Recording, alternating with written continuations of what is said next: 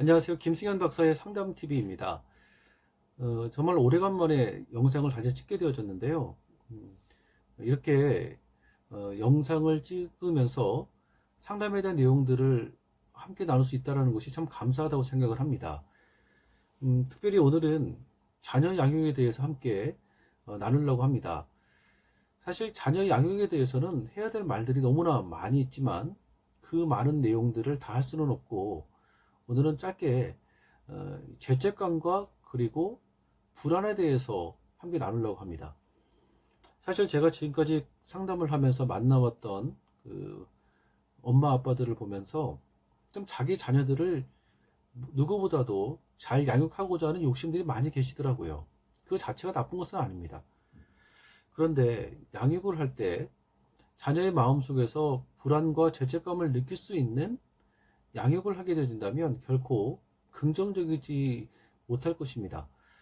그런데 중요한 것은 우리가 생각지도 못하게 자녀 마음속에 불안감과 그리고 죄책감을 느낄 수 있는 그런 경험을 시킬 수 있는 일들이 의외로 있다는 것입니다.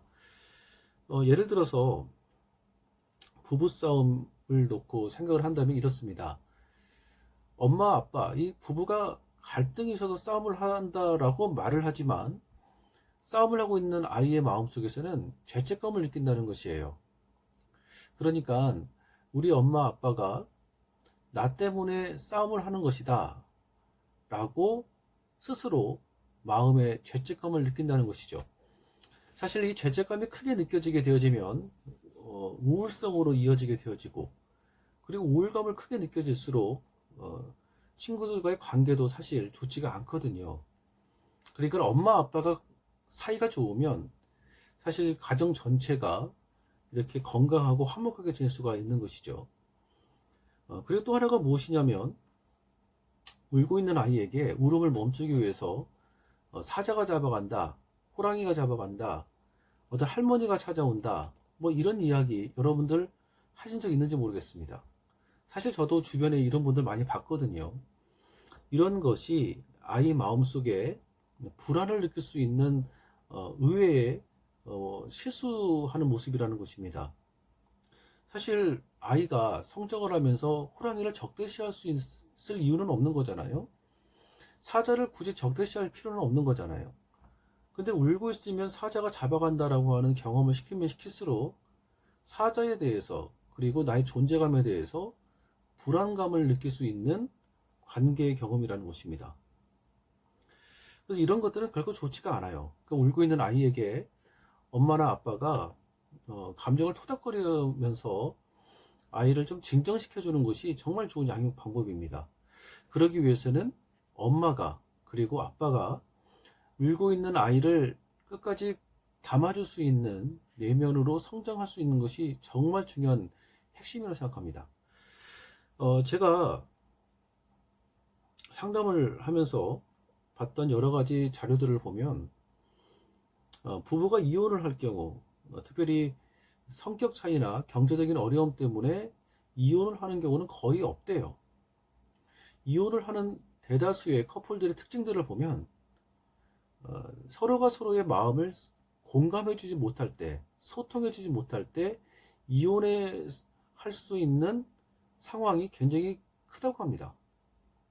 어떤 사람들은 이것을 가리켜서 초감정이라고 하는데, 서로 인정해주고 지지해주고 따뜻하게 인정해주고 존중해주는 이런 초감정의 영역들을 자꾸 이렇게 소통해줄 때 부부 관계가 만족스러움으로 이어질 수 있는 확률이 높다는 것입니다.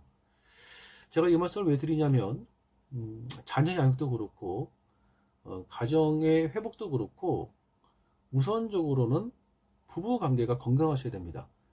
부부 관계가 건강해야 자녀 양육에도 성공적으로 이어질 수가 있는 것입니다. 엄마 아빠가 행복하고 웃고 있는 모습을 보고 자란 아이는 나의 미래도 웃고 있는 미래로 바라볼 수가 있습니다. 엄마 아빠가 또 관계가 만족스러우면 자녀들에게도 건강한 사랑을 정서적으로 줄 수 있는 내면의 힘을 길러줄 수가 있다는 것입니다. 그렇기 때문에 여러분, 서로가 서로의 마음을 함께 이해해 주는 것 어떤가 생각이 들어집니다. 가정에서 깊은 마음의 대화를 나누고 정말 바쁘지만 시간을 억지로라도 내서 함께 대화를 이런 것을 해보면 참 어떨까라는 생각을 갖습니다. 그래요. 김승현 박사의 상담TV 오늘은 여기까지 하도록 하겠습니다.